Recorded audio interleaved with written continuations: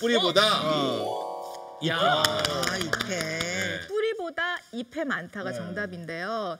이제 보통 우리 농약을 뿌릴 때 뿌리에다가 뿌리지는 않잖아요. 잎에다가 뿌리잖아요. 그러니까 당연히 잎에 많이 남아 있는데 보통 파나 부추 이렇게 뿌리째 산 채소 같은 종류 보면 우리는 보통 흙을 좀 더 많이 깨끗하게 씻어내야 되겠다 해서 뿌리를 좀 더 많이 씻는 경우가 많은데요. 사실은 잎을 좀 더 신경을 써서 씻으셔야 되는데요. 씻으실 때 겉껍질 정도 하나 정도 이렇게 딱 벗겨내고 흐르는 물에다가 뽀독뽀독 씻은 다음에 이제 뿌리 같은 경우에는 손에다 물을 고인 상태로 해서 이렇게 흔들어 주시면서 이렇게 씻어내시면 되고요. 부추도 마찬가지고요. 털이 있는 채소가 있어요. 까치까치한 털.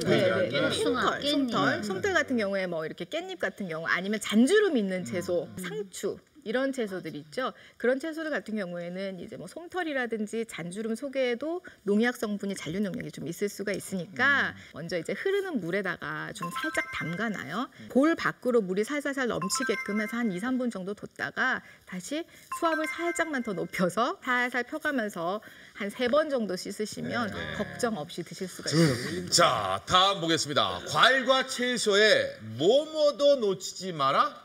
꼭지. 꼭지! 꼭지! 딸기 꼭지! 꼭지, 사과 꼭지 정답. 선물. 아, 잠깐 이 세 문제 해야죠.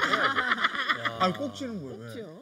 연결된 꼭지 부분에 잔류 농약이 빠져나가지 않고 씻겨나가지 않고 맺혀 있을 가능성이 큽니다. 그래서 고추 같은 경우도 마찬가지고 온폭 패여 있는 부분이 있는 이게 사과 같은 경우도 마찬가지고요. 그런 꼭지 부분을 좀 유의해서 씻으시는 게 좋아요. 이렇게. 잘라버리면 되겠네. 안 먹게. 근데 보통 흐르는 물에다가 사과 같은 경우에는요, 이렇게 그 홈 파인 데를 이렇게 손가락으로 한 번씩만 좀 이렇게 살살 문질러서 그렇게 해서 씻어주시면 좋고요. 왜냐하면 이제 그냥 흔히들 그냥 지나치기가 쉽잖아요. 그 부분은 그냥 과일 겉만 닦고 그냥 드시니까요. 그렇게 씻으시면 되고 이제 고추 같은 경우에는 꼭지를 쏙 따서 그 부분을 좀 이렇게 흐르는 물로 씻으시고 그러면 좀 더 안심하고 드실 수가 있어요.